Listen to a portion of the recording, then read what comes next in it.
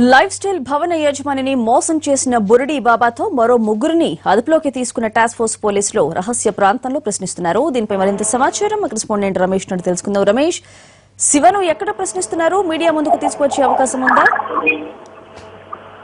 Builder real estate వ్యాపారైన మౌసూని మోసం చేసి కోటి 3 లక్షలతో పరారైన బురుడి బాబా శివానంద స్వామిని పోలీసులు బెంగళూరు అదుపులో తీసుకోవడం జరిగింది. అదుపులో తీసుకున్న పోలీసులు ఉటావుటిని హైదరాబాద్ కు తరలించారు. విమానంలో బెంగళూరు నుంచి హైదరాబాద్ తీసుకొచ్చి ఒక రహస్య ప్రాంతంలో ప్రస్తుతానికి ఆ బురుడి బాబాని విచారిస్తున్నారు. అయితే బురుడి బాబాతో మరొక ఇద్దరిని కూడా పోలీసులు టాస్క్ ఫోర్స్ పోలీసులు అదుపులో తీసుకోవడం జరిగింది. వీరిలో ప్రధానంగా షాజా అని చెప్పి ఒక డ్రైవర్ ను కూడా ఇప్పటికే అదుపులో తీసుకున్నారు.